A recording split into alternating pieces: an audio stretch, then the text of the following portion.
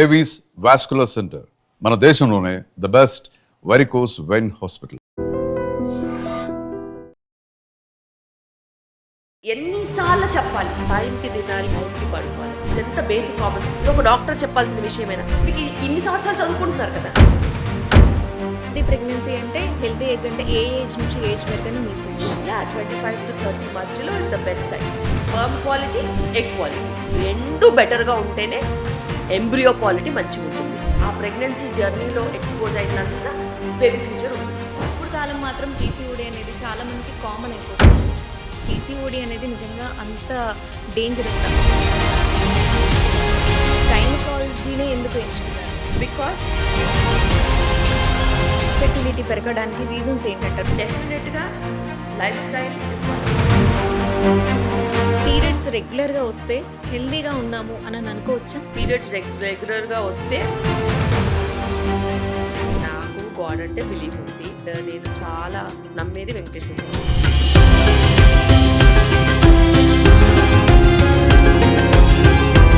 మా నాన్నగారు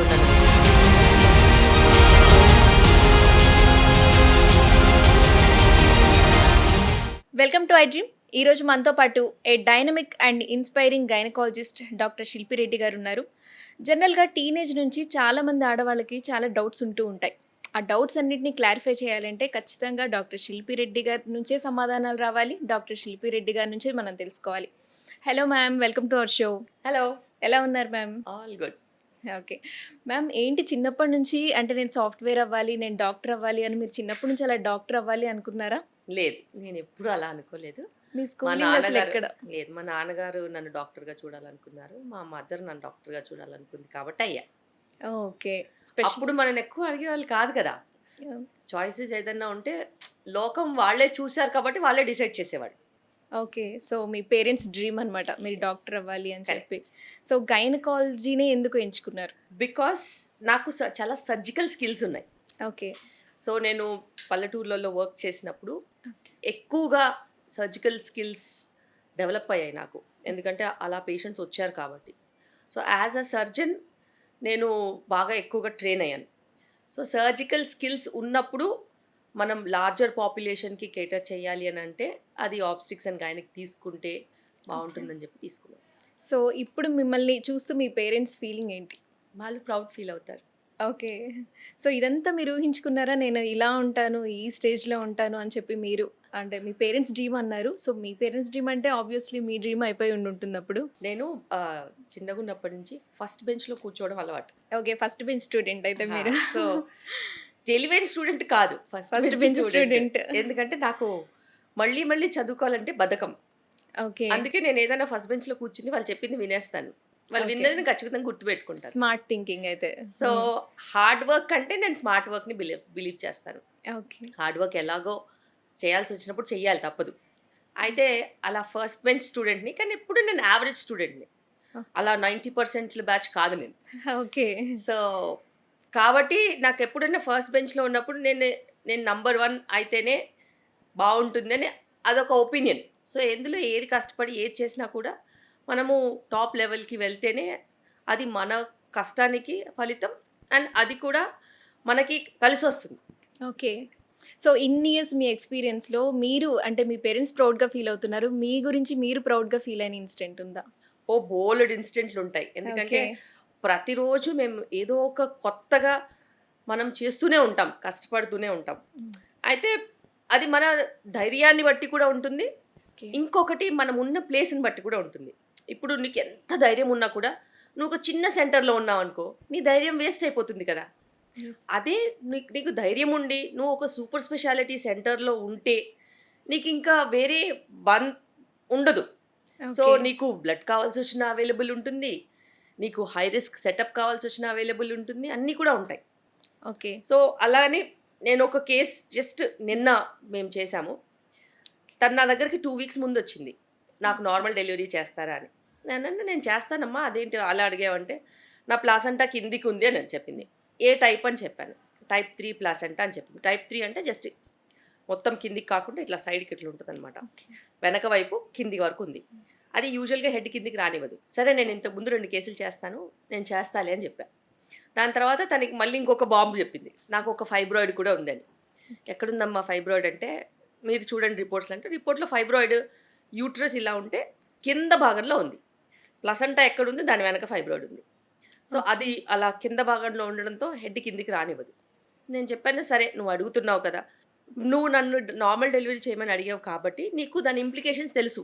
బ్లీడింగ్ అయ్యే అవకాశం ఉంటుంది, కొంచెం ఎక్కువ టైం పట్టే అవకాశం ఉంటుంది, ఒకవేళ బ్లీడింగ్ అయితే మనం సర్జరీ చేయాల్సిన అవకాశం ఉంటుంది, ఇవన్నీ నీకు తెలుసు కదంటే నాకు అవన్నీ తెలుసు, నాకు నార్మల్ చేస్తారని అడిగింది. సరే అని చెప్పేసి నేను 2 days బ్యాక్ ఇంటర్నల్ ఎగ్జామినేషన్ చేసి హెడ్ కొంచెం ఫిక్స్ చేసి నేను అబ్జర్వేషన్ హాస్పిటల్లో పెట్టా. 1 day అంతా అబ్జర్వ్ చేసాం, బ్లీడింగ్ లేదు. మళ్ళీ నెక్స్ట్ డే మేము మళ్ళీ ఒకసారి స్ట్రిప్పింగ్ చేసి మా దగ్గర మెడికేషన్స్ ఉంటాయన్నమాట, అది పెట్టాం. పెట్టి మెల్లిగా ప్రోగ్రెస్ చేసాం.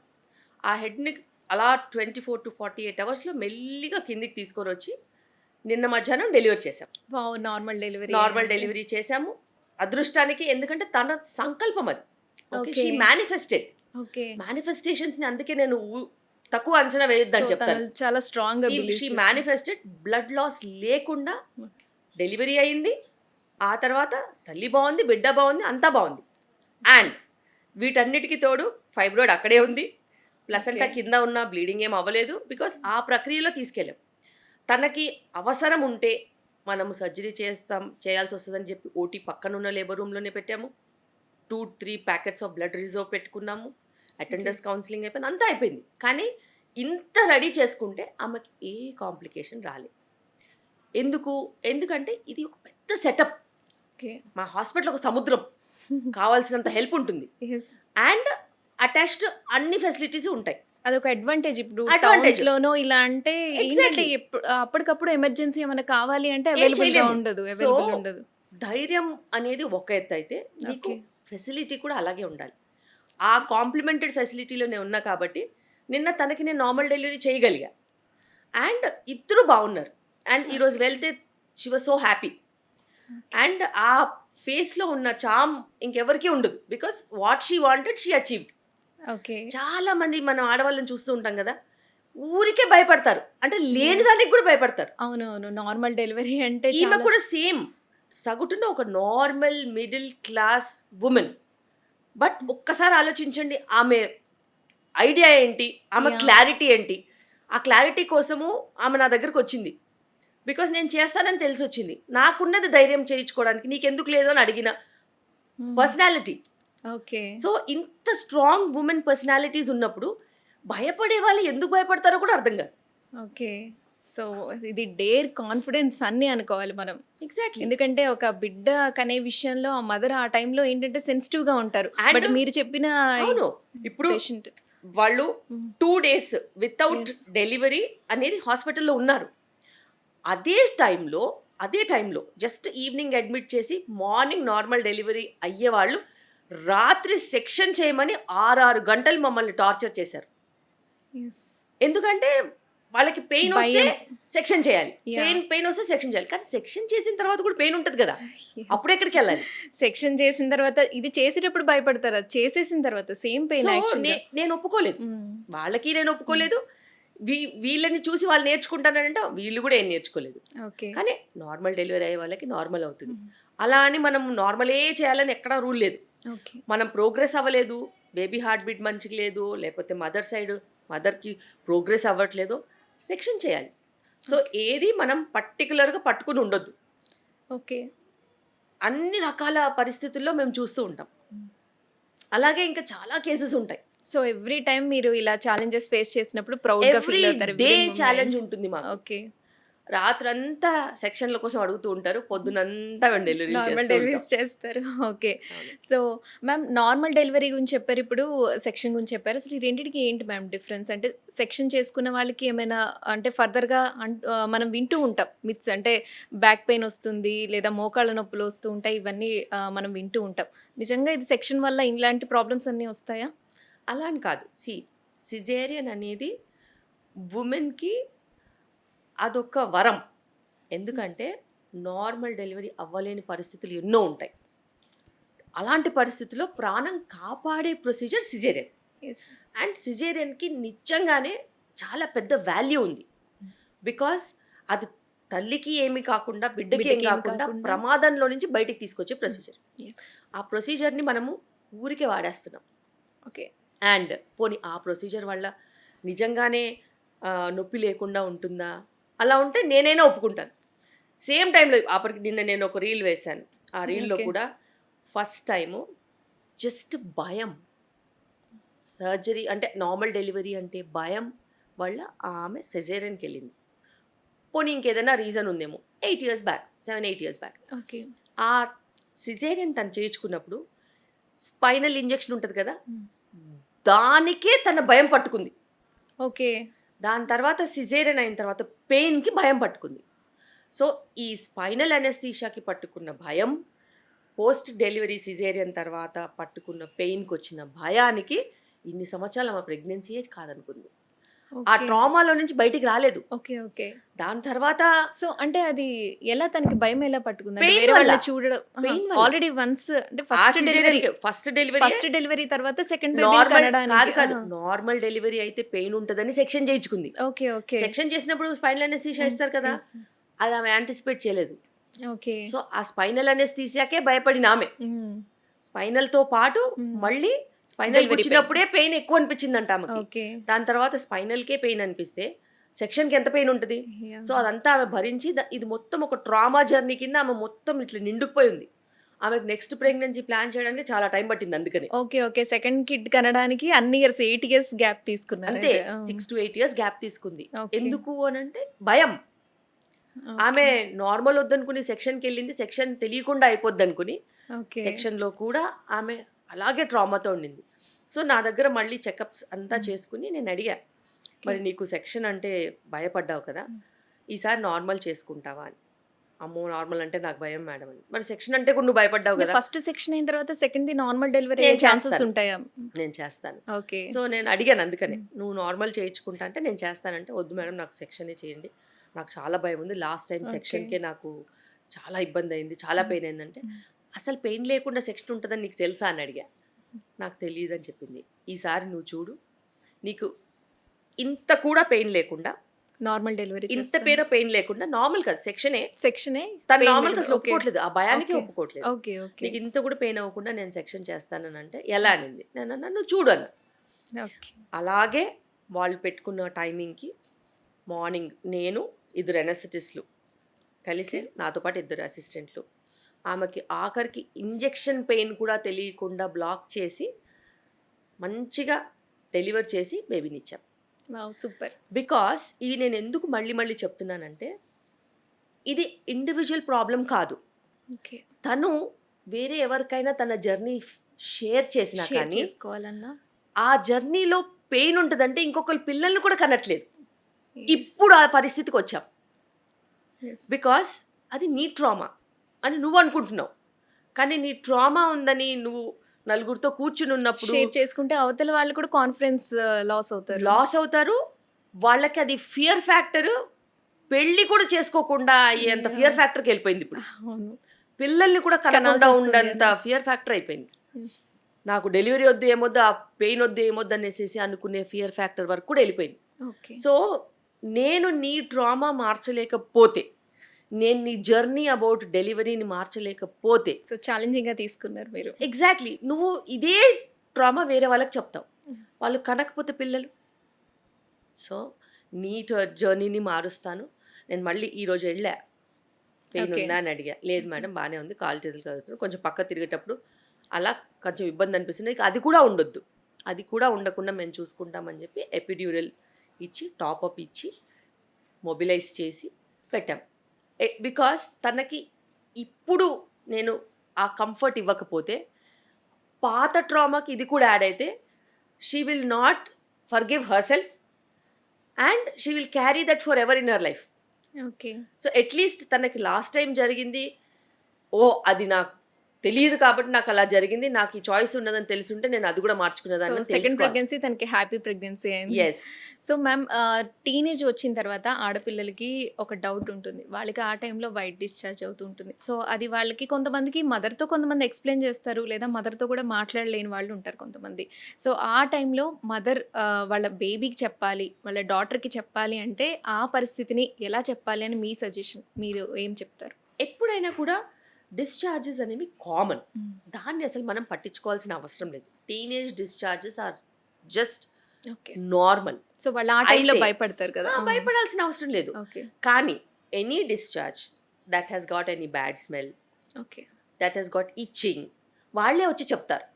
అప్పుడు డాక్టర్ దగ్గర తీసుకురావడం అనేది ఇంపార్టెంట్. నార్మల్ డిశ్చార్జ్ అనేది నార్మల్ డిశ్చార్జెస్కి అసలు ఏం No వరి issue. అవ్వదు. Okay. నార్మల్ ఈస్ట్రోజన్ ప్రొజెస్ట్రాన్ సైకిల్స్లో ఉన్న రెగ్యులారిటీ ప్రకారం డిఫరెంట్ కైండ్స్ ఆఫ్ డిశ్చార్జెస్ వస్తాయి. సో మెచ్యూర్డ్ అయ్యే ముందు సో ఇట్లా తర్వాత వచ్చే సిచ్యువేషన్స్ ఏదైనా కూడా ఆ Okay. Few years Okay. మనం అనుకోవచ్చు, ఒక 11 to 20 ఇయర్స్ మధ్యలో ఇవన్నీ నార్మల్ కామన్.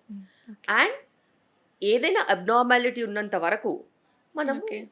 దాన్ని పట్టించుకోవాల్సిన అవసరం. సో టీనేజ్లో అబ్బాయిల విషయానికి వస్తే ఏంటంటే ఒకప్పుడు అవేర్నెస్ లేక లేదంటే జనరల్గా టీవీలో యాడ్స్ చూస్తూ ఉంటారు, శానిటరీ ప్యాడ్స్ చూస్తూ ఉంటారు. వాళ్ళ మదర్నే అడుగుతారు. యాక్చువల్లీ ఫస్ట్ బాయ్స్ ఉన్నారంటే వాళ్ళ మదర్నే అడుగుతారు. అప్పుడు మదర్ వాళ్ళకి ఏం చెప్పాలి అని అంటారు? డెఫినెట్లీ మనము రీప్రొడక్షన్ అనేది వాళ్ళకి ఎక్స్ప్లెయిన్ చెయ్యాలి. ఆ టైంలో చేయాలంటారు టీనేజ్ టైంలో. ఎప్పుడు క్వశ్చన్ రేస్ చేసినా కూడా అప్పుడు ఆ ఏజ్ కి తగ్గట్టుగా మనం చెప్పాలి. ఓకే. రీప్రొడక్టివ్ ఆర్గన్స్ అనేవి హ్యూమన్ బాడీలో ఉన్న ఆర్గన్స్, దాని గురించి మనం వివరాలు చెప్పాలి. చెప్పి మన బాడీ ఎట్లా ప్రెగ్నెన్సీ కోసము దాన్ని ప్రతి నెల ప్రిపేర్ చేస్తుందో ఆ ప్రాసెస్లో వచ్చే పీరియడ్స్ గురించి వాళ్ళకి వివరణ ఇవ్వాల్సిన అవసరం అయితే ఉంది.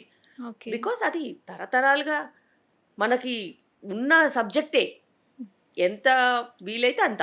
సో అట్లాంటి చాలా మంది ఇంతకు మదర్స్ ముందు ఏంటంటే నవ్వుకొని వదిలేస్తారు, లేకపోతే దాని గురించి చెప్పరు. వాళ్ళ డౌట్ గానే మిగిలిపోతుంది. సో ఆ అంత టైంలో బ్యాడ్ అనేది కమ్యూనికేషన్ లో ఇప్పుడు పేరెంట్స్ లేరుగా. ఇప్పుడు పేరెంట్స్ తో కమ్యూనికేషన్ చాలా పెరిగింది. ఓకే. ఇంతకు ముందు ఫాదర్ అంటే అక్కడెక్కడో ఉంటేనే ఇంత భయపడేవాళ్ళు. బట్ ఇప్పుడు కొన్ని ఇన్సిడెంట్స్ అంటే ఇప్పుడు కూడా అలా మంచి జరుగుతుంది, చెడు జరుగుతుంది కదా మ్యామ్, అందుకని అడుగుతున్నాను. సో కంపల్సరీ మనము వాళ్ళకి అవగాహన అనేది ఇవ్వాలి. అయినా ఇప్పట్లో పిల్లలు దానికంటే సూపర్ ఫాస్ట్ లో ఉన్నారు. ఎస్ మ్యామ్, అంతే. సో పీసీఓడి అనేది ఇప్పుడు మనం ఒకప్పుడు చూసుకుంటే ఎక్కడో రేర్గా, అసలు ఈ నేమ్స్ కూడా అందరికీ పీసీఓడి పీసీఓఎస్ అని రేర్గా వింటూ ఉండేవాళ్ళు అనుకుంటా. ఇప్పుడు కాలం మాత్రం పీసీఓడి అనేది చాలా మందికి కామన్ అయిపోతుంది. ఈ పీసీఓడి అనేది నిజంగా అంత డేంజరస్సా? అంటే వాళ్ళకి ప్రెగ్నెన్సీ రాకుండా ఉండడానికో లేదంటే వాళ్ళకి వేరే ఇష్యూస్ రావడానికో ఇది ఎంతవరకు దారితీస్తుంది? పీసీఓడి ఇప్పుడు పిఎంఓఎస్ చేశారు, పాలిఎండోక్రైన్ మెటబాలిక్ ఓవేరియన్ సిండ్రోమ్. అది మనం అనుకున్నట్టు ఓన్లీ ఓవరీకి సంబంధించిన ప్రాబ్లం కాదు. ఓకే.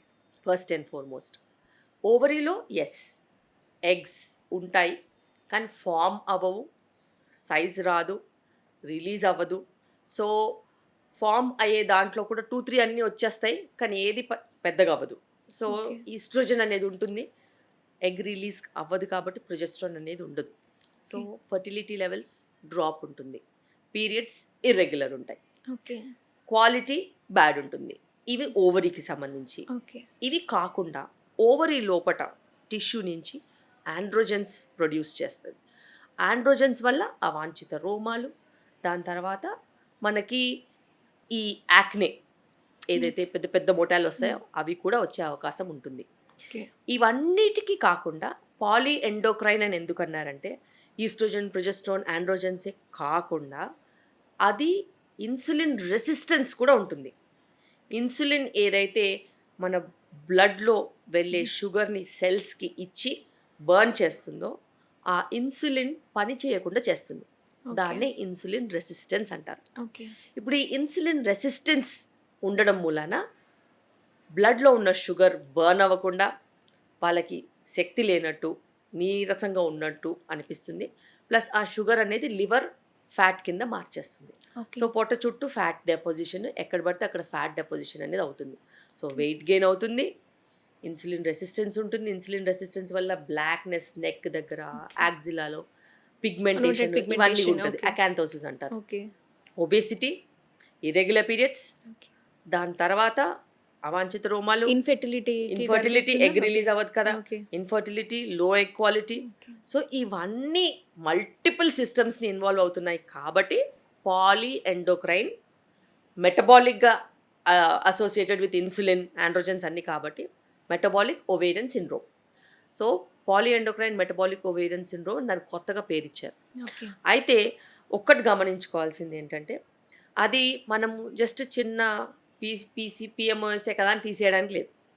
స్టార్టింగ్లో అంతా irregular periods, weight gain, okay acne, okay ఎక్కువ అవాంఛిత రోమాలు, ఇవన్నీ ప్రాబ్లమ్స్తో వెళ్తూ మేల్ ప్యాటర్న్ బాల్డ్నెస్, ఓకే ఇవన్నీ కాకుండా ముందుకు వెళ్తే ఫర్టిలిటీ ఇష్యూస్, సంతానలేమి సమస్యలు, ఎగ్ ఫార్మేషన్ ఇష్యూస్, వీటన్నిటిని మళ్ళీ ముందుకు తీసుకెళ్తూ ఉన్నప్పుడు మళ్ళీ ఇర్రెగ్యులర్ పీరియడ్సే కాకుండా ఎండోమెట్రియల్లో థిక్నెస్ ఎక్కువ ఉండడము, ఓవర్ బ్లీడింగ్ సమస్యలు ఉండడము, obesity related problems, sugar, BP, cholesterol issues, తర్వాత క్యాన్సర్స్. అది బ్రెస్ట్ క్యాన్సర్ ఉండొచ్చు, ఎండోమెట్రియల్ క్యాన్సర్ ఉండొచ్చు, ఏ క్యాన్సర్ అయినా సో ఉండొచ్చు. ఫర్దర్గా ఇన్ని ఇష్యూస్కి దారితీస్తుంది. ఎస్, సో పిఎంఓఎస్ని మనం చాలా సీరియస్ తీసుకోవాల్సిన అవసరం ఉంది. ఓకే అండ్ పేరెంట్స్ ముద్దు ముచ్చట అనుకుంటూ పిల్లలకి బాగా ఫుడ్ పెడుతూ ఉంటారు. అంత అవసరం లేదు. ఓకే పిల్లలకి ఎంత వర్క్ ఉంటుంది, ఎంత ఫిజికల్ యాక్టివిటీ ఉంటుందో చెక్ చేసుకుని దానికి సరిపడా ఫుడ్ పెడితే సరిపోతుంది. అసలు అండ్ first జంక్ గా ఫుడ్ అది పెట్టొద్దు. ఏ టైంలో స్టార్ట్ అవుతుంది మ్యామ్? టీనేజ్ టైంలో వస్తుందా పీసీఓడి? యాక్చువల్లీ పిఎంఓఎస్ అనేది పిఎంఓఎస్ మదర్స్ వూంబ్లో నుంచి కూడా స్టార్ట్ అవుతుంది. ఎందుకంటే మదర్ ప్రెగ్నెంట్గా ఉన్నప్పుడు, ఫీమేల్ చైల్డ్ ఉన్నప్పుడు inside the mothers womb sugars కనుక ఎక్కువగా ఎక్స్పోజ్ అయిపోతే ఆ బేబీ, అక్కడి నుంచి కూడా పిఎంఓఎస్ స్టార్ట్ అయ్యే ఛాన్సెస్ ఉంటాయి. So Okay. ఇప్పుడు ప్రెగ్నెంట్ ఉన్న వాళ్ళందరికీ ఫుడ్ రెస్ట్రిక్షన్ చెప్పాల్సిన అవసరం ఉంది. ఎందుకంటే వర్క్ తగ్గిపోయింది, చాలా మటుకు తగ్గిపోయింది. అండ్ అసిస్టెడ్ హెల్ప్ పెరిగిపోయింది. వెదర్ పేరెంట్స్ అయినా, ఇన్లాస్ అయినా, మేడ్స్ అయినా, ప్రెగ్నెన్సీ అప్పుడు అండ్ వర్క్ ఫ్రమ్ హోమ్ అయినా, ఇవన్నీ అసిస్టెడ్ ఫెసిలిటీస్ ఎక్కువైపోయాయి. డిస్టెన్సెస్ కూడా ట్రావెలింగ్ లేదు, నడుచుకుంటూ వెళ్ళట్లేదు, అన్ని వెహికల్స్ ఉంటున్నాయి. సో ఇట్లా చుట్టూ చూసుకున్నట్టయితే ఉమెన్ చుట్టూ ఒక టెక్నాలజీ అంతా అల్లుకుంది. నడిపిస్తుంది. ఎగ్జాక్ట్లీ. సో ప్రెగ్నెన్సీ అప్పుడు ఇంకా ఎక్కువ రెస్ట్ తీసుకుంటూ ఉంటారు. రుబ్బడం దంచడం మిక్సీలు వచ్చేసాయి, బట్టలు ఉతకడం ఆరేయడం వాషింగ్ మిషన్స్ వచ్చేసాయి, ఏసీలు, టీవీలు, రిమోట్స్, రిమోట్స్ వచ్చేసాయి, అయర్నింగ్ కి కమర్షియల్ అయర్న్ వాళ్ళు వచ్చేసారు, అయర్న్ చేసి ఇచ్చేసేవాళ్ళు. అట్లా ప్రతి చోట యాక్టివిటీ తగ్గిపోయింది, కానీ ఒకే చోట యాక్టివిటీ బాగా పెరిగింది, availability of food. Okay and availability of ఫుడ్లో కూడా సరైన ఫుడ్ అవైలబుల్ కాదు. నీకు చాయిసెస్ ఉన్నప్పటికీ నీ నాలుగుకి, నీ బ్రెయిన్కి నచ్చేది జంక్. ఎందుకంటే దాంట్లో అలా యాడ్ చేస్తారు, ఆ అడిటివ్స్, ఆ కెమికల్స్ నిన్ను పిలుస్తాయి, అట్రాక్ట్ చేస్తుంది. ఎగ్జాక్ట్లీ. అది ఇప్పుడు సిటీలోనే కాదు, ఊళ్ళల్లో కూడా సేమ్ పరిస్థితి. అండ్ ఆ పరిస్థితి ఇంకా దారుణంగా అవుతుంది. ఇప్పుడు మన సిటీలో కూడా చూసుకుంటే రోడ్స్ మీద అందరూ టీనేజర్సే ఉంటారు. ఈ స్ట్రీట్ టీనేజర్స్ ఉంటారు, చిన్న పిల్లలు ఉంటారు, పిల్లలు ఉంటారు, అందరూ వాళ్ళకి పేరెంట్స్ కి అలవాటు ఉంటుంది, పిల్లలకు కూడా అలవాటు చేస్తారు. సో ఎప్పుడూ ఒకసారి తినడం వేరు, వేరు, రెగ్యులర్ గా తినడం వేరు. అండ్ ఇప్పుడు నువ్వు ఏదైనా కుక్ చేసావు, కుక్ చేసినప్పుడు నువ్వు ఎనర్జీ స్పెండ్ చేస్తావు, దాన్ని అందరికీ డిస్ట్రిబ్యూట్ చేస్తావు, నువ్వు తింటావు, అప్పుడు అదొక లెక్క. ఇప్పుడు ఆర్డర్ చేసుకుని తిన్నప్పుడు నీకు కుకింగ్లో కూడా టైం లేదుగా, అక్కడ కూడా పని తగ్గిపోతుంది. ఎస్. సో ఇట్లా చూసుకున్నట్టు అయితే తినొద్దు తినొద్దు తినొద్దు అంటే మేము ఎందుకు చెప్తాం తినొద్దని? ఎందుకంటే పరిస్థితులు అలా ఉన్నాయి. అండ్ ఇప్పుడు నెక్స్ట్ జనరేషన్ మొత్తం ఎపిజెనెటిక్స్ అంటారు. నీవు ప్రెగ్నెన్సీ రాకముందు, ప్రెగ్నెన్సీ వచ్చిన తర్వాత నీ నెక్స్ట్ జనరేషన్ ఫ్యూచర్ డిసైడ్ అయిపోతుంటే అప్పుడు నువ్వు జాగ్రత్తగా ఉండాలి కదా. సో జెన్జీ నుంచి జెన్ ఆల్ఫా వాళ్ళంతా కూడా ఈ ప్రాబ్లమ్స్ అన్ని ఫేస్ చేయాల్సి వస్తుంది. ఇప్పుడు స్పర్మ్ క్వాలిటీ, ఎగ్ క్వాలిటీ రెండు బెటర్గా ఉంటేనే ఎంబ్రియో క్వాలిటీ మంచిగా ఉంటుంది. ఎంబ్రియో క్వాలిటీ మంచిగా ఉంటేనే దాని ఎన్వైరన్మెంట్లో పెరిగినప్పుడు ఆ ప్రెగ్నెన్సీ జర్నీలో ఎక్స్పోజ్ అయిందంతా బేబీ ఫ్యూచర్ ఉంటుంది.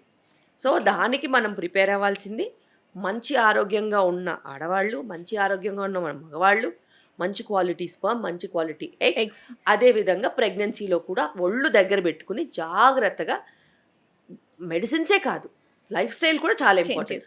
ఫిజికల్ యాక్టివిటీ ఉండాలి, పనులు చేసుకోవాలి, వండుకోవాలి, టైంకి తినాలి, ప్రోటీన్ మంచిగా తీసుకోవాలి, పిండి పదార్థాలు తక్కువ తీసుకోవాలి, టైంకి పడుకోవాలి. అనవసరంగా ఆలోచించొద్దు. అండ్ ప్రెగ్నెన్సీ టైంలో నేను గైనకాలజిస్ట్ అయిపోతాను అని చదువుకోవడం మొదలుపెట్టొద్దు. సో నువ్వు ప్రెగ్నెంట్ ఉమెన్కి ప్రెగ్నెన్సీ గురించి ఏది బెస్ట్ ఫుడ్, దాని తర్వాత ఎలా Lifestyle. నేను టైం సెట్ చేసుకోవాలి, ఉద్యోగం కాకుండా బేబీతో మాట్లాడడానికి కొంచెం టైం, ఏదైనా బుక్ రాసుకోవడమో లేకపోతే ఏదైనా బేబీ కోసం ఏదైనా అల్లడమో కుట్లో ఇలాంటి వాటి మీద నువ్వు టైం స్పెండ్ చేయాలి తప్పితే నేను ఈ రోజు ఏం ఫైండింగ్స్ ఉంటాయి, రేపు ఏం ఫైండింగ్స్ ఉంటాయి, ఎల్లుండి ఏముంటాయి, ఇవన్నీ కరెక్ట్ కాదు. స్ట్రెస్ తీసుకో. ఎంత స్ట్రెస్ తక్కువ ఉంటే అంత పాజిటివ్గా pregnancy. ఆలోచించే బేబీస్ వస్తారు. సో మ్యామ్, ప్రెగ్నెన్సీ గురించి మాట్లాడుకుంటున్నాం కాబట్టి ఇప్పుడు ఏంటంటే సోషల్ మీడియా ద్వారా కావచ్చు అండ్ సెలబ్రిటీస్ని అందరూ ఇన్స్పిరేషన్గా తీసుకుంటూ ఉన్నారు. సో మనం సెలబ్రిటీస్లో చూసుకుంటే 39 ఇయర్స్ 40 ఇయర్స్లో కూడా మనం ప్రెగ్నెన్సీ చూస్తూ ఉన్నాం. ఇప్పుడు మన హీరోయిన్స్ కావచ్చు అలా. సో వాళ్ళని ఇన్స్పిరేషన్గా తీసుకొని బయట వాళ్ళు కూడా 34 35 అంటే తర్వాత ప్రెగ్నెన్సీ ప్లాన్ చేసుకుంటున్నారు. సో దీని గురించి మీరేమంటారు? అంటే వాళ్ళని ఇన్స్పిరేషన్గా తీసుకోవడం ఎంతవరకు కరెక్ట్? ఇన్స్పిరేషన్గా తీసుకోవాలి అని అంటే నీకు అలాంటి వర్క్ ఉందా? They have body image responsibilities to look certain way and they professional demands that. Okay. So వాళ్ళు ఎగ్ ఫ్రీజింగే చేసుకుంటారు, ప్రెగ్నెన్సీ ప్లాన్ తర్వాత చేసుకుంటారు, అది వాళ్ళ ఇష్టం. Okay. Because it's very personal. Yeah, వాళ్ళకి ఒక option egg freezing. Exactly. So వాళ్ళ ప్లానింగ్తో వాళ్ళు ఉంటారు. బికాస్ అ సర్టన్ ఏజ్ వరకు వాళ్ళ టాలెంట్కి వాళ్ళకి వృత్తిపరంగా నడుస్తుంది Opportunities. కాబట్టి they have to. Every moment need not do that. Main stream అనేది ఒకటి ఉంటుంది కదా. మెయిన్ స్ట్రీమ్ అనేవాళ్ళు ఎర్లీ 20s వరకు చదువుకోవాలి, మిడ్ 20s వరకు వర్క్ ఆపర్చునిటీస్ చూసుకోవాలి, మిడ్ 20sలో మ్యారేజ్ చేసుకుంటే అట్లీస్ట్ లేట్ 20sలో ఫస్ట్ చైల్డ్ కంప్లీట్ చేసుకుంటే మీ ఆరోగ్య రీత్యా అది మంచిది. అండ్ చైల్డ్ కేర్కి అన్నిటికంటే బెస్ట్ టైం అకామిడేటివ్గా ఉంటుంది, బాడీ సపోర్ట్ చేస్తుంది, ఇవన్నీ కూడా ఉంటాయి. సో హెల్దీ ప్రెగ్నెన్సీ అంటే హెల్దీ ఎగ్ అంటే ఏ ఏజ్ నుంచి ఏజ్ వరకు అని మీ usually 20s are the best time. 20s are the best time. Mid 20s to late 20s are the best time. Okay. 20 to 30 before. 25 to 30 మధ్యలో 25 the to best 30. Time. దాని తర్వాత pregnancy chances మెల్లిగా decline అవుతాయి. Okay. So fertility rate drop అవుతుంది, other problems అందుకుంటాయి. So మనం ladies గురించి మాట్లాడుకుంటూ ఇప్పుడు జెంట్స్ కూడా వాళ్ళు కూడా 35 కి 34 కి అలా చేసుకుంటున్నారు. సో వాళ్ళు కూడా వాళ్ళకి అంతే. కూడా సేమ్ అప్లై అవుతుంది, ఎందుకంటే Okay. స్పర్మ్ క్వాలిటీ కూడా డ్రాప్ అయ్యే ఛాన్సెస్ ఉంటాయి. Okay. And sperm quality issues ఇంకా ఎక్కువ మొండిగా ఉంటాయి, ఓకే. అంత ఈజీగా వంగవు. Sperm quality issues time taking to set right. And sperm quality issues బేస్డ్గానే ఫర్టిలిటీ ట్రీట్మెంట్స్ ఉంటాయి. నీ స్పర్మ్ క్వాలిటీ నార్మల్ ఉంటే, నీ ఎగ్స్ తక్కువ ఉన్నా కూడా నీకు ప్రెగ్నెన్సీ వచ్చే ఛాన్స్ ఉంటుంది. నీ స్పర్మ్ క్వాలిటీ బ్యాడ్ ఉంటేనే యూజువల్గా ఐయుఐస్ ఐవీఎఫ్స్ పుష్ చేస్తారు, okay. Because sperm quality issue ఉందనేసి. ఓకే. ఎన్ని టైమ్స్ వరకు ఈ ఐవీఎఫ్ లో ఇవి వరకు సేఫ్ అంటారు? It is not about number of times, it is about why is the reason that they chose. Reason మనకి కరెక్ట్గా కనుక్కుంటే అది మనకి ఫస్ట్ సైకిల్లోనే క్లియర్ అవ్వాలి. రీజన్ కనుక్కోకుండా ఇదే ఆప్షన్తో వెళ్ళిపోతే నాకు వచ్చేస్తుంది అని వెళ్తే అది రాదు.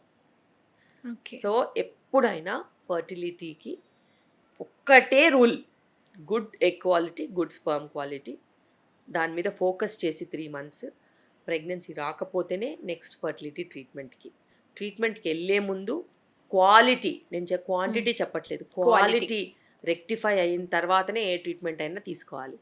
క్వాలిటీ రెక్టిఫై కాకపోతే ఏ ట్రీట్మెంట్తో ఆ క్వాలిటీతో ప్రెగ్నెన్సీ వస్తుందో ఆ ట్రీట్మెంట్ తీసుకుంటేనే, ఆ ప్రోటోకాల్ వెళ్తేనే, ఆ పద్ధతిలో వెళ్తేనే మనకు ప్రెగ్నెన్సీ వస్తుంది. సో మ్యామ్, ఇంత ఇరెగ్యులర్ పీరియడ్స్కి లేదా ఇంత ఇన్ఫెర్టిలిటీ పెరగడానికి రీజన్స్ ఏంటంటారు? Only life style, only food అంటారా, లేకపోతే ఇంకేమైనా రీజన్స్ ఉన్నాయంటారు?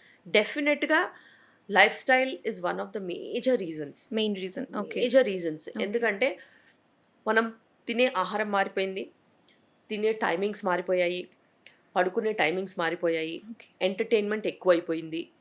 ఇవి కాకుండా ఉన్నాయి లేని అన్నీ తెలుసుకొని స్ట్రెస్ పెంచేసుకున్నారు. ఓకే. ఇవి కాకుండా వర్క్ టైమింగ్స్ కూడా మారిపోయాయి. అండ్ ఓవర్ అబండెన్స్, ఎంతో కష్టపడితే 2 meals దొరికేవి, అంతే కదా. ఎంతో కష్టపడితే పొద్దున్న నుంచి రాత్రి వరకు, సూర్యోదయం నుంచి సూర్యాస్తమయం వరకు కష్టపడితే నీకు కట్టుకెళ్ళిన మధ్యాహ్నం భోజనం ఒకటి, లేకపోతే పొద్దున్న తిని వెళ్తే మళ్ళీ నైట్ వచ్చి తినేవాడు. 2 మీల్స్ దొరికేది. ఇప్పుడు ఆ పరిస్థితి ఉందా? ఇప్పుడు ఎంత బ్యాడ్ పరిస్థితి అయినా సిటీస్లో ఒక మోస్తారు వర్క్ చేసుకునే వాళ్ళకి డెఫినెట్లీ అబండెన్స్ ఆఫ్ ఫుడ్ ఉంది. అండ్ అంత ఫిజికల్ వర్క్ లేదు. ఓకే. అండ్ పోనీ ఎంత కష్టపడి సంపాదిస్తున్నారు, టైంకి పడుకుంటున్నారా? లేదు. ఆఫీస్ నుంచి ఇంటికి టైంకి వచ్చినా కూడా ఏ అమెజానో నెట్ఫ్లిక్సో చూసి 12 గంటలకు Midnight 12 పడుకుంటున్నారు. అవుతుంది. So they are causing self trauma. Okay. పుట్టగొడుగుల్లాగా హాస్పిటల్ ఎందుకు వచ్చాయి? అవసరం ఏమొచ్చింది? ఎందుకంటే మీకు ఫస్ట్ అలవాట్లు బ్యాడ్గా అయిపోయాయి. రోగాలు ఎట్లాగో వస్తాయి, 100% వస్తాయి. నువ్వు మారమంటే నేను శత్రువులా కనిపిస్తాను. ఏదో నా దగ్గర ప్రెగ్నెంట్ ఉమెన్ వస్తారు కాబట్టి, బేబీ కోసం కాబట్టి అంతో ఇంతో మార్పు ఉంది. అప్పటికప్పుడు లేకపోతే దుబాయ్ అంటారు, చెప్పావులే పెద్ద అనుకుంటారు. సో అంత బ్యాడ్గా ఆలోచించే పాపులేషన్ ఇప్పుడు ఉన్నప్పుడు మరి పాపులేషన్కి తగ్గట్టు మెడికల్ సర్వీసెస్ ఇవ్వాలిగా. రోగాలు ఇన్ని టైమ్స్ ఇంత ప్రొజెక్షన్ వచ్చినప్పుడు ఆ ప్రొజెక్షన్కి తగ్గట్టు హెల్త్ కేర్ రెడీ చేసుకోవాలి కదా. లేకపోతే పాండమిక్ వస్తే తట్టుకుంటామా? సో ఇప్పుడు నాన్ కమ్యూనికబుల్ పాండమిక్ నడుస్తుంది. ఒబేసిటీ రిలేటెడ్ ప్రాబ్లమ్స్, క్యాన్సర్స్ ఒకటి Obesity వల్ల క్యాన్సర్ వచ్చే ఛాన్సెస్ ఎక్కువ. ఎవ్రీ సిస్టమ్ ఒబేసిటీ వల్ల only diabetes, hypertension, cholesterol, lipid profile అబ్నార్మాలిటీసే కాదు, ఈవెన్చువల్గా వచ్చేవి రకరకాల cancers. Okay. So HPV vaccine అనేది కూడా మనం వింటూ ఉన్నాము. ఒకసారి దాని గురించి మీ మాటల్లో మ్యామ్ ఎక్స్ప్లెయిన్. డెఫినెట్లీ ఒకప్పుడు హెచ్పివి వ్యాక్సిన్ 16 స్ట్రెయిన్ 18 స్ట్రెయిన్కి దొరికేది. Okay. So HPV 16 and HPV 18, 6, 8 కూడా ఉండేవి. సర్వరిక్స్, గార్డసిల్ 2 బ్రాండ్స్ ఉన్నాయి. 6, 8, 16, 18 ఒకటి. గార్డసిల్లో కూడా ఇవి ఉన్నాయి, కానీ గార్డసిల్లో ఇప్పుడు గార్డసిల్ 9 అని వచ్చింది. సో 9 స్ట్రెయిన్స్ కవర్ చేస్తుంది అనమాట. సో మెయిన్ స్ట్రెయిన్స్ కాకుండా 6, 8, 16, 18 అవన్నీ కాకుండా ఇంకా 43, 45, 32 ఇలా బోల్డ్ స్ట్రెయిన్స్ ఉంటాయి. అవన్నీ కూడా ఇది కవర్ చేస్తుంది. 9 స్ట్రెయిన్స్ వ్యాక్సిన్. అండ్ ఇవన్నీ హెచ్పివి వైరస్ని బేస్డ్గా చేసుకున్న వ్యాక్సిన్స్. సో ఈ వ్యాక్సిన్ తీసుకున్నప్పుడు మనకి హెచ్పివి వైరస్ ఇన్ఫెక్షన్స్ అవ్వవు. మన బాడీ దానికి ఇమ్యూనిటీ డెవలప్ చేస్తుంది కాబట్టి. HPV virus is one of the major reasons for cervical cancer. Okay. HPV virus is sexually transmitted disease. And ఈ వైరస్ ఇన్ఫెక్షన్ వచ్చిన తర్వాత రేపే క్యాన్సర్ వస్తుందని కాదు. ఈ వైరస్ ఇన్ఫెక్షన్ వచ్చినప్పుడు 16 and 18 వైరస్ ఇన్ఫెక్షన్ వచ్చినప్పుడు మనకి ఆ సర్వైకల్ క్యాన్సర్ వచ్చే ఛాన్సెస్ కొంచెం పెరుగుతాయి. అండ్ మెల్లిగా ఆ సర్విక్స్ అనేది నార్మల్ నుంచి ఇన్ఫ్లమేషన్ నుంచి అలా CIN 1, 2, 3 ప్రీ క్యాన్సర్కి అలా వెళ్తుంది అనమాట. దానికి ఒక పెద్ద జర్నీ ఉంటుంది. ఓకే. రెగ్యులర్గా ప్యాప్స్మియర్ చేయించుకుంటే మనకి ఎటువంటి చేంజెస్ ఉన్నా కూడా మనకు తెలిసిపోతాయి. అండ్ దానికి అనుగుణంగా మనం మేనేజ్ చేసుకోవచ్చు. అయితే హెచ్పివి వైరస్ దీనికి కారణము సర్వైకల్ క్యాన్సర్ కని ధృవీకరించిన తర్వాత హెచ్పివి వ్యాక్సిన్ వచ్చిన తర్వాత పిల్లలైతే 9 to 16 years పిల్లలైతే బాయ్స్, గర్ల్స్ కూడా వేయొచ్చు ఇప్పుడు. ఎందుకంటే హెచ్పివి 9 స్ట్రెయిన్స్ని కవర్ చేస్తుంది కాబట్టి. అది సర్వైకల్ క్యాన్సరే కాకుండా ఓరోఫారింజల్ క్యాన్సర్స్, యానల్ క్యాన్సర్స్ కూడా కవర్ చేస్తుంది. వాట్స్, చిన్న వాట్స్ వస్తే పులిపిరిలాగా అవి కూడా కవర్ చేస్తుంది. ఓకే. సో ఈ గార్డసిల్ 9 వ్యాక్సిన్ ఏదైతే ఉందో 2 doses ఇస్తాం పిల్లలకి. సో ఫస్ట్ డోసు ఇచ్చిన తర్వాత 4 to 6 months సెకండ్ డోస్ ఇచ్చేస్తాం. అదే అబౌవ్ 16 years వాళ్ళందరికీ 3 doses పడతాయి. ఫస్ట్ డోస్ తర్వాత 2 monthsకి, ఆ తర్వాత ఫస్ట్ డోస్ నుంచి 6 monthsకి. సో 0, 2 and 6 అదే డోస్. అండ్ ఈ వ్యాక్సిన్ ఎఫికసీ బాగుంది. And cervical cancer is the only cancer which has got vaccination. And దాంతోపాటు ఇంకా మీకు వేరే ఓరోఫారింజల్ క్యాన్సర్స్, యానల్ క్యాన్సర్స్ కూడా రాకుండా వెజనల్ వాట్స్ కూడా అదొక ట్రీట్మెంట్ అనమాట. సో మ్యామ్ పీరియడ్స్ రెగ్యులర్గా వస్తే హెల్దీగా ఉన్నాము అని అనుకోవచ్చా కాన్ఫిడెంట్గా? పీరియడ్స్ రెగ్యులర్గా వస్తే మీరు ఫర్టైల్గా ఉండే ఛాన్సెస్ ఎక్కువగా ఉంటాయి. హెల్త్కి, ఫర్టిలిటీకి ప్రస్తుతానికి ప్రతిసారి సంబంధం ఉండదు. ఓకే. సో మ్యామ్ మీరు ఇలా రోజు ఇప్పుడు చెప్పే రోజు ఎవ్రీడే మేము ఛాలెంజింగ్గా తీసుకుంటాము అండ్ ఎవ్రీడే ఇవన్నీ ఆలోచిస్తారు పేషెంట్స్ గురించి, వాళ్ళకి కాన్ఫిడెన్స్ ఇస్తారు అండ్ వాళ్ళ స్టోరీస్ అన్నీ మీరు వింటూ ఉంటారు. సో ఎలా బ్యాలెన్స్ చేస్తున్నారు మీ పర్సనల్ లైఫ్, వర్క్ ఇదంతా పర్సనల్ లైఫ్ నేను డాక్టర్‌గా 25 ఏళ్ల నుంచి ఉన్నాను కాబట్టి, ఆ డిసిప్లిన్ ఆటోమేటిక్‌గా ఉంది. ఓకే. సేమ్ టైంకి మార్నింగ్ లేస్తాము, ఇంట్లో వండిందే తింటాము, బయట కూడా తింటాను. నేను పెద్ద ఫుడీ నేను. అట్‌లీస్ట్ వన్స్ ఇన్ వీకో 10 డేస్‌కి ఒకసారి బయట తింటాను. ఫుడ్ ఇంటి నుంచి తెచ్చుకుంటాను. ఇంటి నుంచి తెచ్చుకుందే తింటాను. ఓకే. అండ్ ప్లాస్టిక్స్ యూజ్ చేయము. వీలైనంత వరకు గ్లాసో, స్టీలో అలాంటివే యూజ్ చేస్తాము. వాటర్ కూడా గ్లాసు, స్టీల్‌లోనే యూజ్ చేస్తాము. దాని తర్వాత వర్క్ అంతా అయిపోయిన తర్వాత మళ్ళీ ఇంటికెళ్ళి పిల్లలతో టైమ్ స్పెండ్ చేస్తాను. వీలైతే నేను నైట్ మీల్‌కి వాళ్ళకేదైనా వెరైటీ కావాలంటే నేనే ఇంట్లో వండుతాను. మీరే కుక్ చేస్తారా? యాహ్! మార్నింగ్ కూడా అప్పుడప్పుడు బాక్సెస్ ఏదైనా పెట్టాలంటే నేను చేస్తాను. మాకు మా ఫ్రెండ్స్ ఇది అడిగారు చేయండి అంటే చేస్తాను. ఒక గంట ముందు లేస్తే అయిపోతుంది. ఓకే. అండ్ డిసిప్లిన్ ఆటోమేటిక్‌గా ఉంటుంది. అండ్ ఇక్కడ నాకు ఫిజికల్‌గా చాలా వర్క్ ఉంటుంది కాబట్టి ఎర్లీ మార్నింగే మేమొచ్చేసి robotic surgeries, laparoscopic surgeries, gynaec surgeries అన్నీ మార్నింగ్స్‌లో చేస్తాం. ఓకే. సో మార్నింగ్ 6 కూడా స్టార్ట్ చేస్తాం అప్పుడప్పుడు. 7, 7:30, 8కి కూడా స్టార్ట్ చేస్తాం. 2 సర్జరీస్ ఉంటే 8కి స్టార్ట్ చేస్తాం. 8-9 ఒకటి, 9-10 ఒకటి, 10 ఓపీకొచ్చేస్తాం. సర్జరీ టు సర్జరీ మధ్యలో ఏదైనా ఫైండింగ్స్ ఉంటే లేబర్ పేషెంట్స్‌ని చూసుకుంటాం. ఓకే. సో అలా ఇంకేమన్నా ఎక్కువ సర్జరీస్ ఉంటే ఒక గంట ముందు వస్తాం. సో మీ కిడ్స్ మిమ్మల్ని అడుగుతారా? స్పెషల్‌గా ఇది ప్రిపేర్ చేయమని ఫుడ్ అడుగుతారు. వాళ్ళకి ఓకే. నేను చేసిన కొన్ని ఫుడ్స్ చాలా నచ్చుతాయి. వాళ్ళకి టీనేజ్ పిల్లలు ప్లస్ చిన్నవాళ్ళు కాబట్టి వాళ్ళకి రకరకాల కోరికలు ఉంటాయన్నమాట. ఓకే. అండ్ ఇంట్లో వండినవి రొటీన్ ఐటమ్స్ ఉంటాయి కదా! మనమంటే కొన్ని సంవత్సరాలుగా రొటీన్ ఐటమ్స్ తింటాం. ఆ ప్యాలెట్ మనకుంది. పిల్లలకి డిస్ట్రాక్షన్స్ ఎక్కువ ఉంటాయి. సో వాళ్ళకి అది కావాలి, ఇది కావాలి అని అడుగుతూ ఉంటారు.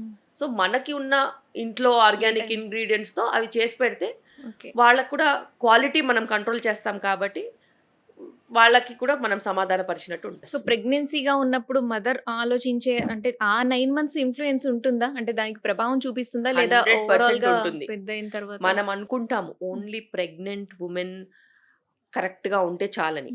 నో, అది చాలా తప్పు. ప్రెగ్నెంట్ వుమెన్ ఎలాగో 100% ప్రశాంతంగా ఉండాలి. కానీ ఆమె ప్రశాంతంగా ఉండాలంటే ఆమె చుట్టుపక్కల వాళ్ళు ప్రశాంతంగా ఉండాలి. యెస్.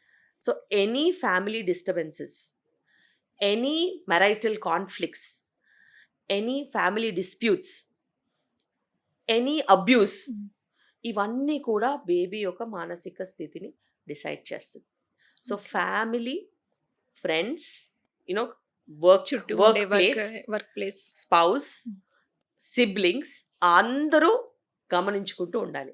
ఒక ప్రెగ్నెంట్ వుమెన్‌కి ఇవన్నీ ఎన్వైరన్మెంటల్ ఎఫెక్ట్సే.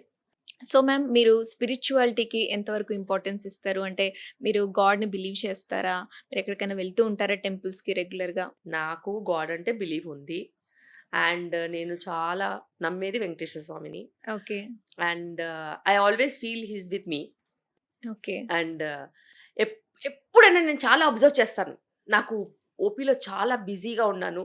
ఆ రోజు నేను లంచ్ చేయలేకపోయాను అంటే ఎవరన్నా 100% వచ్చి నాకు వెంకటేశ్వర స్వామి లడ్డు ఇస్తారు చేతిలో. ఓకే. మా బయట స్టాఫ్ వాళ్ళు కూడా మేడం మీకు ఈరోజు ఫుడ్ తినడానికి బ్రేక్ దొరకలేదు. లడ్డు వస్తదా లేదా చూద్దాం అనుకుంటారు. ఓకే. ఖచ్చితంగా ఏదో ఒక పేషెంట్ తిరుపతి వెళ్ళారని చెప్పేసి వెంకటేశ్వర స్వామి లడ్డు తీసుకొని చేతిలో పెడతారు. ఓకే. మీరెప్పుడైనా సర్జరీ చేసేటప్పుడు మీకు కొంచెం అనిపించి దేవుడిని తలుచుకున్న మూమెంట్స్ మీ ఫేవరెట్ మేము గాడ్ వెంకటేశ్వర చేసేది స్వామి? హై రిస్క్ వర్క్ కాబట్టి దేవుడిని తలుచుకోకుండా ఎప్పుడూ ఉండం. ఓకే.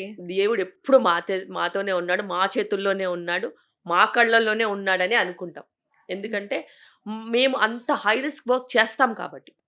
చాలా డిఫికల్ట్ రోబోటిక్ సర్జరీస్, చాలా డిఫికల్ట్ లాప్రోస్కోపిక్ సర్జరీస్, చాలా డిఫికల్ట్ డెలివరీస్ అండ్ తల్లి బిడ్డకి ప్రమాదం ఉండే situations, high BPs, severe blood loss, అలా ఇరుక్కుపోయిన ప్రెగ్నెన్సీస్, ట్విన్స్, మొక్కుకునేవాళ్ళా? ట్రిప్లెట్స్ అప్పుడేమైనా మొక్కులు కూడా మొక్కుకునేవాళ్ళా? ఖచ్చితంగా నేను మొక్కుకుంటాను. ఓకే. నా కోసం మొక్కుకుంటాను, వాళ్ళ కోసం కూడా వాళ్ళ కోసం కూడా మొక్కుకుంటాను. మొక్కుంటారా? ఓకే. ఖచ్చితంగా మొక్కుకుంటాను. Because it's all about energies. Okay. And ఒక్క positive word will differentiate from a negative environment to a positive environment. So మనము ఆ వైబ్రేషన్ అనే దాన్ని నమ్మాలి. మంచి వైబ్రేషన్స్ ఉంటే మనకి డెఫినెట్గా ఆ మంచి వైబ్రేషన్స్ మనం ఎదుటి వాళ్ళకి ఇస్తాం. ఓకే. మన దగ్గర చెడు వైబ్రేషన్స్ ఉంటే ఏందో చెప్పిందే చెప్తా ఉంటాం తప్పితే వాళ్ళకి ఏం అర్థం కాదు. So vibrations matter and positive vibrations matter. వాళ్ళు ఎవరైనా నా దగ్గర ప్రాబ్లంతో వచ్చారనుకో, నీ ప్రాబ్లం ఉంది కదా నేను చూసుకుంటా, ఫస్ట్ ఆ వర్డ్ ఇంపార్టెంట్. ఎలా చూసుకునేది నాకు తెలుసు. ఇది ప్రాబ్లమా, అయ్యో ఏం చేద్దాము, ఎలా చేద్దామా, అలా చేద్దామా, ఇలా చేయొచ్చు, అలా చేయొచ్చు అంటే వాళ్ళకి పిచ్చి పడుతుంది. ఆల్రెడీ వాళ్ళు ఆల్మోస్ట్ చాలా ట్రొమాటిక్ కండిషన్లో వస్తారు. సో మన వల్ల అయితే మనం చెప్పాలి, ఇది నేను చేసి పెడతాను, ఇంక నువ్వు వదిలే, నువ్వు ఆలోచించకు, ఇంకా నీకు ఇక్కడ సొల్యూషన్ ఉంటుంది, నేను చేసేస్తాను, ఎలా చేస్తాను ఏంటిదో నేను చూసుకుంటాను, ప్రతి స్టెప్లో నేను నీకు టైంకి చెప్తాను, అంతే తప్పితే ఇంక నువ్వు ఆలోచించుకు అని మనం ధైర్యం ఇచ్చేలా ఉండాలి. చాలా ధైర్యం ఇస్తారు, చాలా కాన్ఫిడెన్స్. ఎందుకంటే నాకు స్టార్టింగ్ నుంచి అది అలవాటు. ఓకే. మేము పల్లెటూర్లలో పనిచేసినప్పుడు అన్ఎడ్యుకేటెడ్ పేషెంట్స్ కదా, వాళ్ళకు ఒకటే వర్డ్ కావాలి, నేను చేస్తాను, నేను చూసుకుంటాను, అంతే. ఇదే పొజిషన్, నేను చూసుకుంటా అంతే. ఓకే. ఫస్ట్ మీరు విలేజెస్ లో వర్క్ చేశారా? నేను విలేజెస్ లో వర్క్ చేశాను. ఓకే. సో మీ ప్రాపర్ అంటే మీ స్కూలింగ్ ఇదంతా ఎక్కడ జరిగింది? నేను పుట్టి పెరిగింది హైదరాబాద్. ఓకే. పుట్టి పెరిగింది హైదరాబాదే.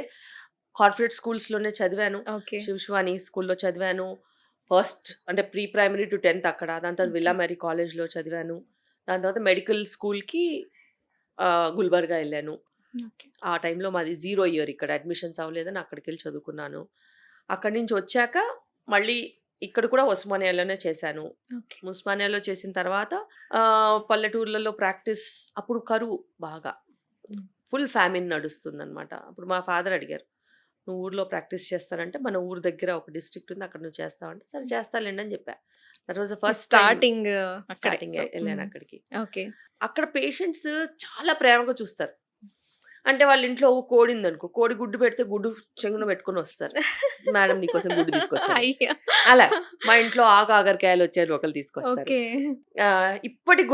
ఇప్పటికి కూడా పేషెంట్స్ చింతకాయలు అలాంటివి కూడా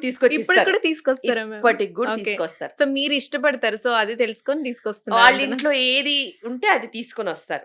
ఈ రోజు కూడా ఒక పేషెంట్, మేడం మేము పాల వ్యాపారం చేస్తారు, మీరు నెయ్యి తింటారా అన్నాడు. నేను చెప్పాను, నేను నెయ్యి తింటాను అంటే తను చెప్పింది అనమాట, నేను నెయ్యి ఇంట్లోనే చేస్తానంటే, అయితే నువ్వు నెయ్యితో పాటు నెయ్యి చేశాక కింద బ్రౌన్ కలర్ గా ఉంటుంది కదా, అది కూడా తీసుకురా అని చెప్పాను.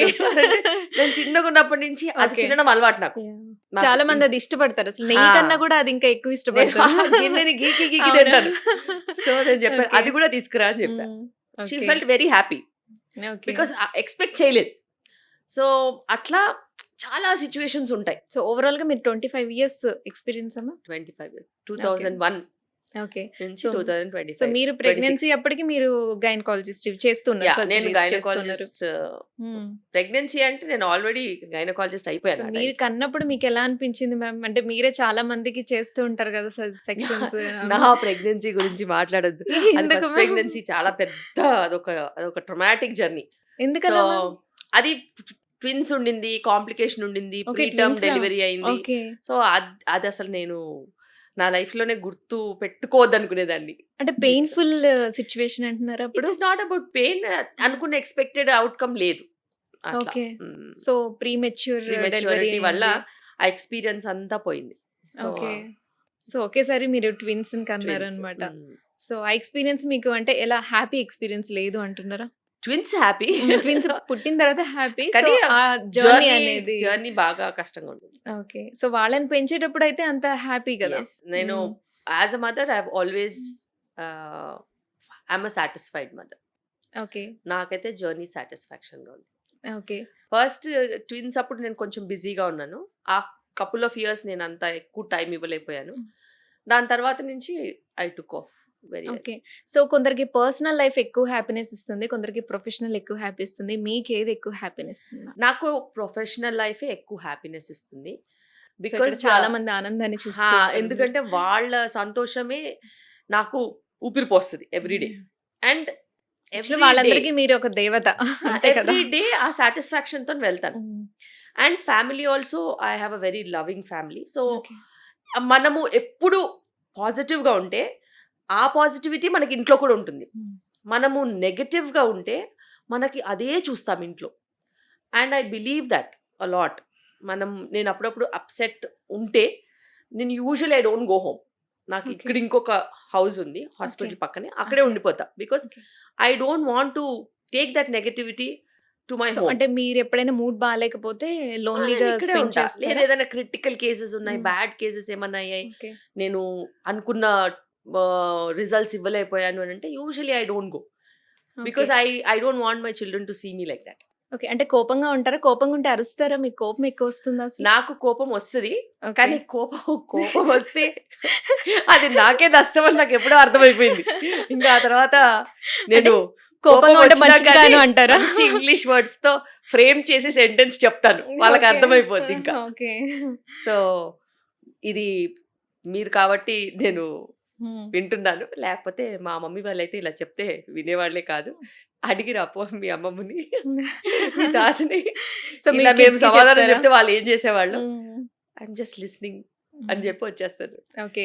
సో మీ పేరెంట్స్ మిమ్మల్ని ఎలా పెంచారో మీరు కూడా మీ పిల్లల్ని అలాగే పెంచుతున్నారా? లేదా ఏదైనా డిఫరెన్సెస్ ఏదైనా మీరు లేదు ఇక్కడ నేను కొంచెం అనిపిస్తది కదా! కొంచెం ఇక్కడ నేను లోటుగా ఫీల్ అయ్యాను. ఇది నా పిల్లలకి ఉండకూడదు. అట్లా సో మీరేమన్నా అప్పట్లో యాక్చువల్లీ మాకు ఇంత టెక్నాలజీ ఇదంతా లేదు కదా. Internet and all was not there. ఇవన్నీ ఏం లేవు, మొబైల్స్ కానీ ఇవన్నీ ఏం Yes. లేవు కాబట్టి అవునవును. వాళ్ళ చాయిసెస్ ని మేము రెస్పెక్ట్ చేయాల్సి వచ్చేది. కానీ ఇప్పుడు children have choices yes. And we have to respect them. So అది రియల్లీ టఫ్. లైక్ నా చైల్డ్హుడ్ నాది కాదు, మా పేరెంట్స్ది. మా వీళ్ళ పిల్లల చైల్డ్హుడ్ నాది వాళ్ళది కాదు, మీది. వాళ్ళది. సో ఇది చాలా చాలా కష్టము Yes. డైజెస్ట్ చేసుకోవడానికి. But I have given okay Yeah. Enjoy అనేసి. ఓకే. సో వాళ్ళకి నచ్చిన సబ్జెక్ట్స్ వాళ్ళకి చూస్ చేసుకునే ఫ్రీడమ్ ఇచ్చాను. మీరు ఏమన్నా చేయండి, చదివినప్పుడు సో మీరేం ఖచ్చితంగా ఇదే చేయాలి, అదే చేయాలని ఆ, ఎప్పుడు నా డిమాండ్ చాయిసెస్ చేయరు. నేను మీద రుద్దను. ఓకే. మీకు వాళ్ళకే చాయిసెస్ వదిలేస్తారు. మీరు తీసుకోండి. ఓకే. కానీ ఏ చాయిసెస్ తీసుకున్నా కూడా since you have genetically given little bit of intelligence and an environment, good schooling, నాకు కూడా మంచి స్కూలింగ్ ఇచ్చారు మా పేరెంట్స్. సో ఎప్పుడైనా మేము అవుట్ ఆఫ్ ద బాక్స్ ఆలోచిస్తాం. ఇట్లా మెయిన్ స్ట్రీమ్లా నారో మైండెడ్ థింకింగ్ ఉండదు. ఓకే. సో నేనైనా కూడా అలా అవుట్ ఆఫ్ ద బాక్స్ ఆలోచిస్తాను, అవుట్ ఆఫ్ ద బాక్స్ ఉంటాం కాబట్టి schooling makes a lot of difference. Okay. So మా పిల్లలు కూడా అదే ఇచ్చాను. So you should also become number 1 in your life. మీరు ఏ కెరియర్ అయినా చూస్ చేసుకోండి, అందులో నంబర్ 1 పొజిషన్కే వెళ్ళాలి. They should be no number 2. Okay. అది మీరు ఇదే తీసుకోమని నేను చెప్పట్లేదు, మీరు ఏది తీసుకున్నా సరే తీసుకోండి. So that is one learning lesson from my life. నాకు Okay. చాయిసెస్ లేవు, సో ఇప్పుడు కూడా నాకు చాయిసెస్ లేవు. ఓకే. సో వాళ్ళకు కూడా నేను చాయిసెస్ నేను ఎప్పుడు వాళ్ళని ఇదే అవ్వాలని చెప్పాను. సో మీరుంటున్న ప్రొఫెషన్ అయితే మీరు ఇప్పుడు 100% లవ్ చేస్తున్నారు. ఒక సాటిస్ఫైడ్ ఉంది కదా మీకు? యా నేను సాటిస్ఫైడ్. నేను నా కలీగ్స్ వాళ్ళందరూ ఉంటారు కదా, ఓకే. ఓకే. కలీగ్స్ వీళ్ళందరూ అడుగుతారు, మీరు ఇంత వెల్ ఎస్టాబ్లిష్డ్ కదా, మీకు వారసులు ఉంటారా అనేసి. నేను అన్నాను, ప్లీజ్ నేనే కష్టపడుతున్నాను, అది నాకు చాలు, వాళ్ళకి నాకు నేను వాళ్ళ వారసులు choices. అవసరం లేదు. ఓకే. వాళ్ళ పనులు వాళ్ళ చాయిసెస్ వాళ్ళకు ఉన్నాయి. నేను ఎవరిని మెడిసిన్లోకి తీసుకొచ్చి గైనకాలజిస్ట్ చేసి నా వారసత్వం ఇవ్వాలని అనుకోవట్లేదు. ప్లీజ్ ఇలాంటివి నేను ఎప్పుడూ ఎంకరేజ్ చేయను. నాకు వీలైనంత వరకు నేను నా కింద చాలా మంది స్టూడెంట్స్ ఉంటారు. ఓకే. డిఎన్బీస్ ఉంటారు, డీజీఓస్ ఉంటారు, ఎంఆర్సీయూజీస్ ఉంటారు. ఒక 16 నుంచి 20 మంది స్టూడెంట్స్ ఎప్పుడూ ఉంటారు. వాళ్ళకి నేను నేర్పించుకుంటాను.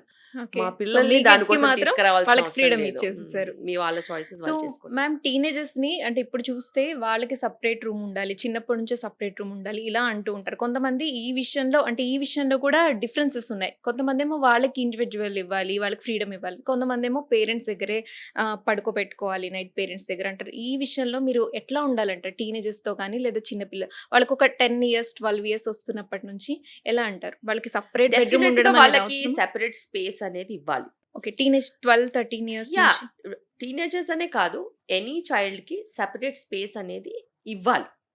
ఓకే. ఆ స్పేస్ వాళ్ళు యూటిలైజ్ చేసుకున్నారనే చాయిస్ కూడా వాళ్ళకి ఇవ్వాలి. ఓకే. సో స్పేస్ అనేది ఉంటే వాళ్ళకి నచ్చితే వాళ్ళు ఆ స్పేస్ని యూస్ చేసుకుంటారు.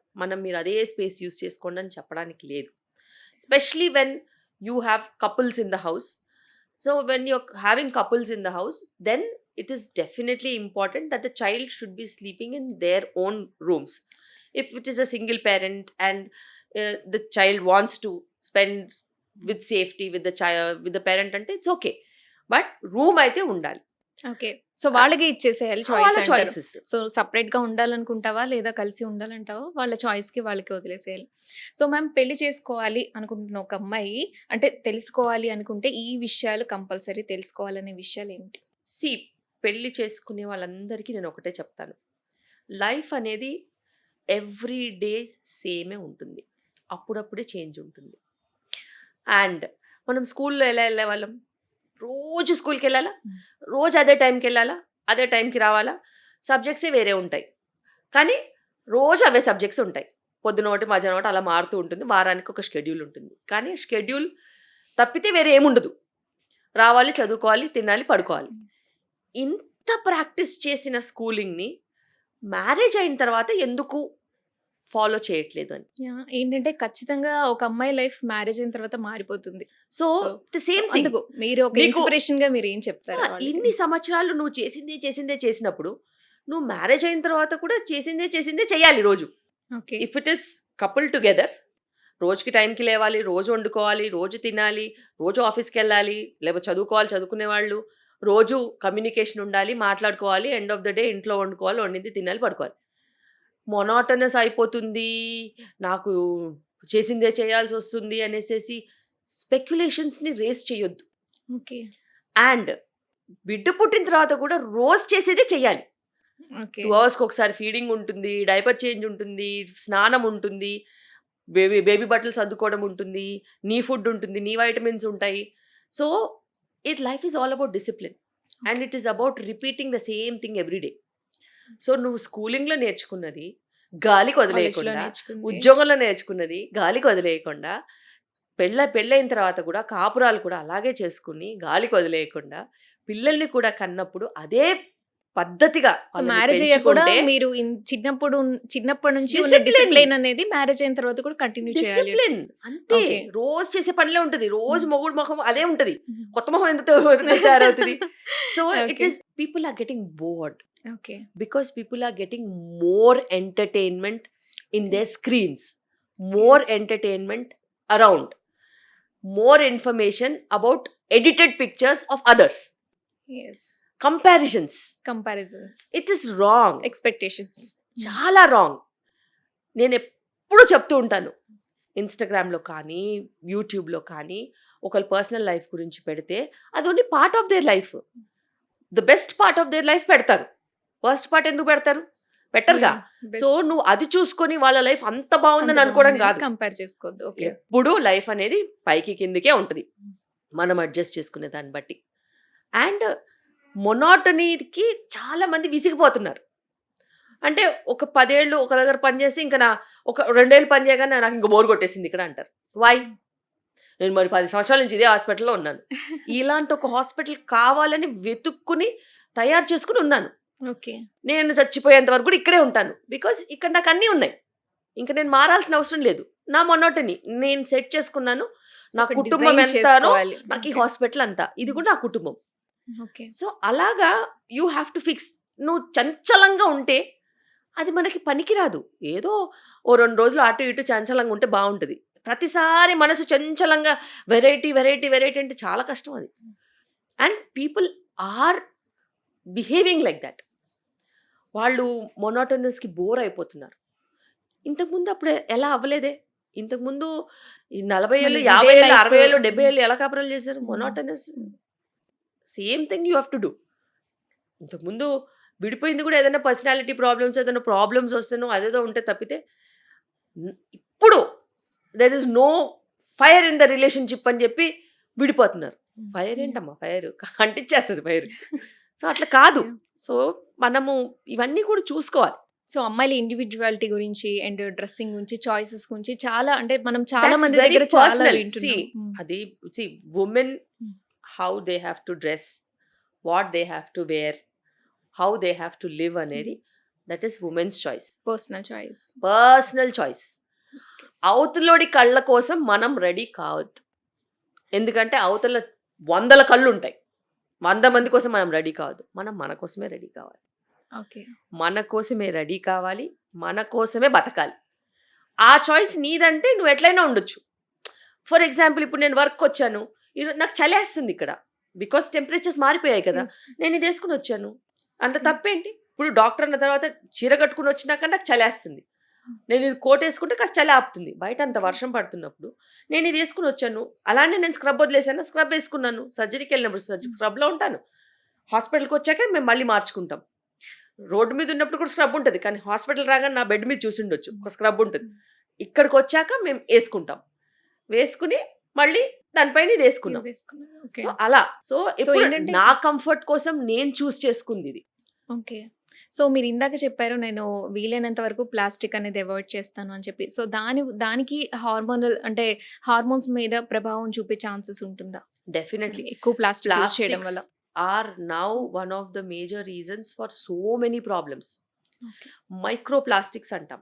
అంటే ప్లాస్టిక్ అది డిసింటిగ్రేట్ అయిపోతూ సాయిల్లోకి, మట్టిలోకి, నీళ్ళలోకి వెళ్ళిపోయి ఆ నీళ్లు మనం తాగడంతో ఆ నీళ్ళలోంచి మళ్ళీ మన బాడీలోకి రావడము, ప్లాస్టిక్ కంటైనర్స్లో ఫుడ్ హీట్ చేస్తే అందులో నుంచి వెళ్ళి ఫుడ్లోకి వెళ్ళడము, ఫుడ్లో నుంచి బాడీలోకి వెళ్ళడము, ఇవన్నీ కూడా కెమికల్స్. వీటన్నిటిని ఫర్ ఎవర్ కెమికల్స్ అంటారు. వాటికి అవి ఎక్కడికి వెళ్ళవు, అక్కడక్కడనే తిరుగుతూ ఉంటాయి. నాలోకి వెళ్తాయి, నా బోన్స్లోకి వెళ్తాయి, టిష్యూస్లోకి వెళ్ళిపోతాయి. అలాగే వాటర్లోకి వెళ్తే వాటర్లోంచి ఫిష్లోకి వెళ్తాయి, ఫిష్లోంచి మళ్ళీ మనకే వస్తాయి. ఇవన్నీ ఫర్ ఎవర్ కెమికల్స్. అండ్ దీనివల్ల చాలా రకాల హెల్త్ ఇష్యూస్ వస్తున్నాయి, చాలా రకాల క్యాన్సర్స్ వస్తున్నాయి, ఫర్టిలిటీ ఇష్యూస్ వస్తున్నాయి, ఇర్రెగ్యులర్ సైకిల్స్ వస్తున్నాయి. అండ్ ప్లాస్టిక్స్ నౌ మనం placental tissue, foetal tissues test చేస్తే కూడా ప్లాస్టిక్స్ అక్కడికి కూడా వెళ్ళిపోయాయి. Okay. So micro plastics are everywhere right now. Okay.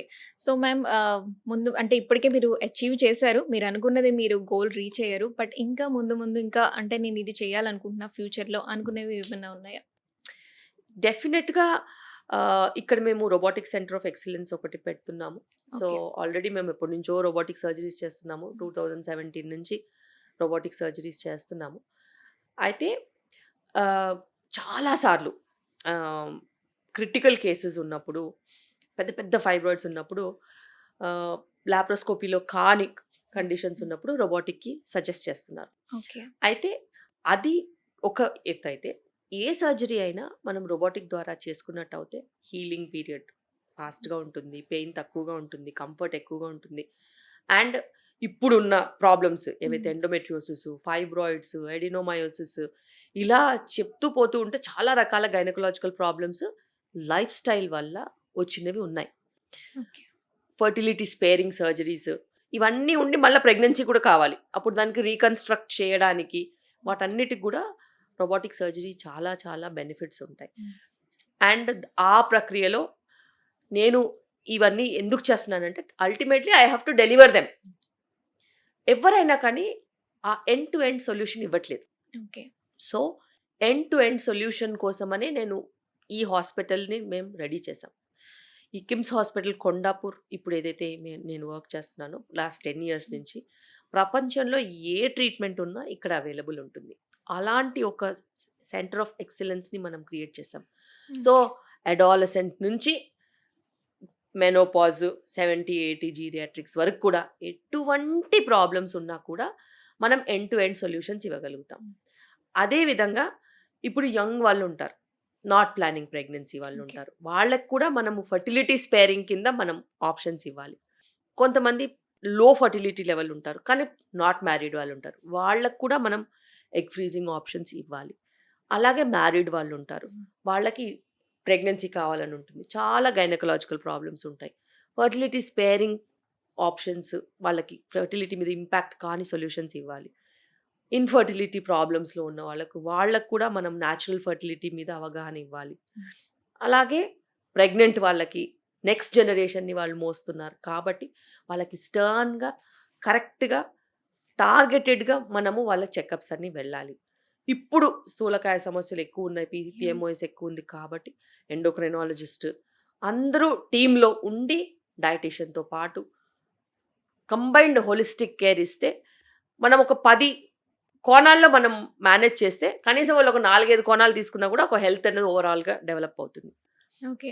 అలా చేసుకుంటూ సో ఇదంతా అవైలబుల్గా ఉండాలి, అన్ని ఒకే దగ్గర చేసేలా చేస్తున్నారు. అలాగే వాళ్ళతో పాటు 40-50 years వాళ్ళు వస్తారు, వాళ్ళ అత్తలు లేకపోతే మదర్ ఇన్ లానో ఎవరో ఒకరు వస్తారు. వాళ్ళకి కూడా ఏదైనా గైనకలాజికల్ ప్రాబ్లమ్స్ ఉంటే సేమ్ ప్లేస్‌లో అన్నీ అయిపోవాలి.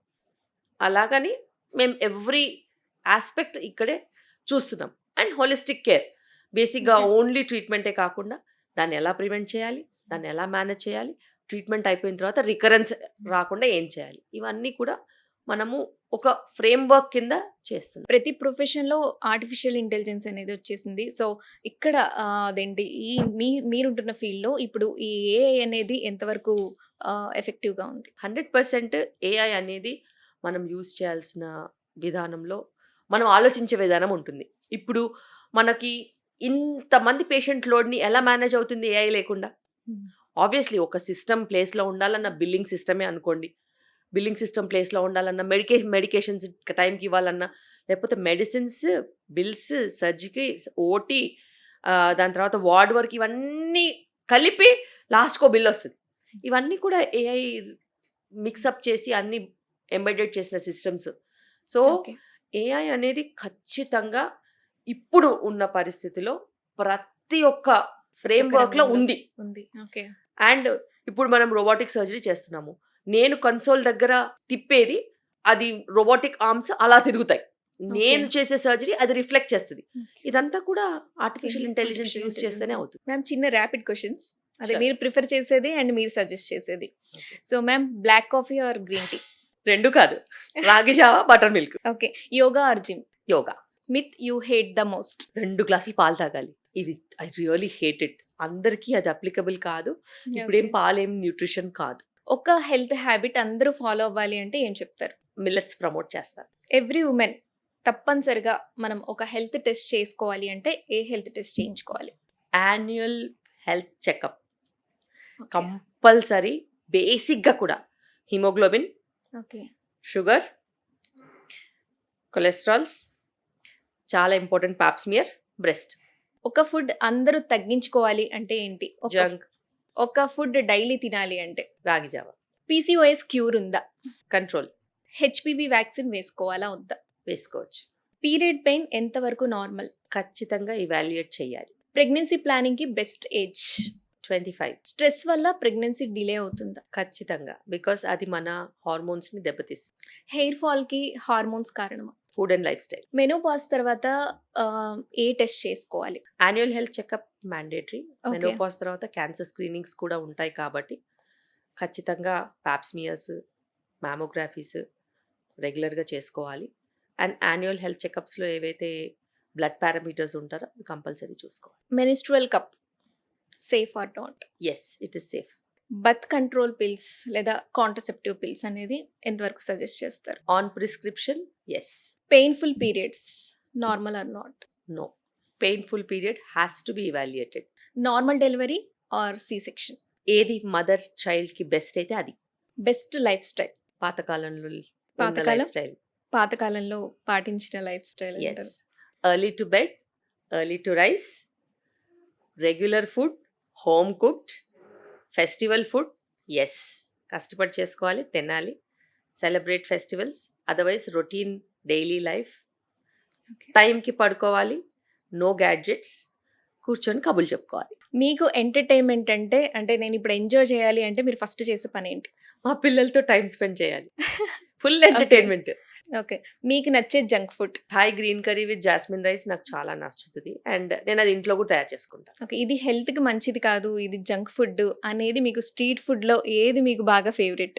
పానీపూరి. ఇప్పటిదాకా చాలా విషయాలు షేర్ చేసుకున్నారు మీరు. సో, ఫైనల్‌గా అంటే మీ హెల్తీ స్కిన్ కోసం మీరు ఏం మెయింటైన్ చేస్తారు? అంటే మెయింటైన్ చేస్తారా పర్టిక్యులర్‌గా? నేను ఆర్గానిక్ కోసం? ఫుడ్ తీసుకుంటాను. అండ్ న్యాచురల్ ప్రొడక్ట్స్ యూజ్ చేస్తాను. అండ్ ఎప్పుడు మంచిగా నవ్వుతూ ఉంటే your skin will also be good. అని Okay. పెట్టుకుంటే అన్ని ముడతలు వచ్చేస్తాయి. యాహ్! మీ స్కిన్ చాలా హెల్తీగా ఉంది. అందుకే అడుగుతున్నాను ఇట్స్ చాలా. Genetic. Okay. My mom skin is very good. Okay. I got it gift. అంతే. ఓకే. జెనెటిక్స్ అంటారు. అంటే మీరు స్పెషల్‌గా మెయింటైన్ చేసేది ఏమీ లేదు. నేను పెద్దగా ఏం మెయింటైన్ చేయను. చాలా తక్కువ. Just routine maintenance. నార్మల్ స్నానం, moisturiser moisturiser, and sun sunscreen. Screen. ఎప్పుడన్నా పెడితే సీరం, లేకపోతే అది కూడా లేదు. ఓకే. కానీ మాయిశ్చరైజర్, సన్ స్క్రీన్ మ్యాండేటరీగా పెడతాను. సన్ స్క్రీన్ నాది ఎక్కువగా ట్యాన్ అయ్యే టెండెన్సీ ఉంటుంది నా స్కిన్కి. సో సన్ స్క్రీన్తో పాటు సన్ స్క్రీన్ పౌడర్ ఉంటుంది, అది కూడా పెడతాను అంతే. సో మీ హస్బెండ్ చాలా లక్కీ అయితే. సో ఎందుకంటే ఎక్కువ వాళ్ళే కంప్లైంట్ ఇస్తారు కాబట్టి ఇంతసేపు నేను రెడీ అవుతున్నారు, చీర అంతసేపు కూడా ready 2 నిమిషాలనే కడతాను, రెడీ కూడా 2 నిమిషాలనే అవుతారు. అవును. గంటలు గంటలు చేసే క్వశ్చనే లేదు. Okay, super. సో మ్యామ్, ఫైనల్గా మా వ్యూవర్స్ కోసం, మన వీడియో చూస్తున్న ఆడియన్స్ కోసం ఫైనల్గా మీరు ఏం చెప్తారు? డెఫినెట్గా మనము we are what we live, okay. Nothing else. మనం ఎలా బతుకుతామో అదే మనం. సో మంచిగా పద్ధతిగా కరెక్ట్ లైఫ్ స్టైల్తో బతికితే మనకి హెల్తీ లైఫ్ అనేది మన ఒక్కరికే కాదు, మనం హెల్తీగా ఉంటే మన చుట్టుపక్కల వాళ్ళకు కూడా అదే హెల్త్నే మనం ప్రాపగేట్ చేస్తాం. మనం చిరాగ్గా ఉంటే ఎదుటి వాళ్ళందరూ కూడా ఫ్యామిలీ అంతా డిస్టర్బ్ అవుతుంది. So focus on your health. Health అంటే again physical, mental, Mental, emotional, emotional. Psychological, financial okay. 100% ఇవన్నీ ఉండాలి. సో దీని మీద మనం ఫోకస్ చేసుకుని మనం ఆరోగ్యంగా ఉంటే మన చుట్టుపక్కల అందరూ కూడా ఆరోగ్యంగా ఉంటారు. అండ్ మనం హ్యాపీగా ఉంటే ఎదుటి వాళ్ళకి హ్యాపీనెస్ ఇవ్వగలుగుతాం. ఏడ్చే వాళ్ళ దగ్గర ఎవ్వరు రారు, వచ్చినాక ఎక్కువసేపు ఉండరు. ఇప్పుడు హ్యాపీ, పాజిటివ్. నెగటివిటీ డెఫినెట్లీ చాలా మంది దూరంగా ఉంటారు. మనం పాజిటివ్గా ఉంటే మనం కూడా బాగుంటాం, మన హెల్త్ కూడా బాగుంటుంది, మన ఫ్యామిలీ కూడా బాగుంటుంది, మన ఫ్రెండ్స్ అందరు కూడా బాగుంటారు. Okay, thank you so much ma'am. ఎందుకంటే మీ జర్నీ గురించి, అలాగే ఈ 25 ఇయర్స్గా మీరు చేసిన ఛాలెంజెస్ గురించి, అన్నిటి గురించి మీరు షేర్ చేసుకున్నారు. అండ్ చాలా మంచి సజెషన్స్ కూడా ఇచ్చారు. Thank you so much ma'am. Thank you. Thank you. And for more videos, Please subscribe to iDream. Please subscribe to iDream. Please subscribe iDream. And please subscribe to iDream. For more videos, subscribe to iDream. please like, share, and subscribe to the channel. Congratulations, iDream. Subscribe to iDream. Subscribe to iDream. So subscribe to iDream Media. iDream ki iDream team అందరికి huge congratulations. Please subscribe iDream Media. Please subscribe to iDream. Subscribe iDream. Please subscribe to iDream. iDream అంటే నా కళల channel subscribe చేసుకున్న నోరు తిరుగుతలేదు, మీరైతే గంట గుర్తు కొట్టండి. For more such videos, please subscribe to iDream. Subscribe to iDream. Please subscribe to iDream. Please subscribe iDream Media. Please do subscribe to iDream. Please subscribe to iDream Media. For best entertainment and information, please subscribe iDream. And don't forget to subscribe to iDream.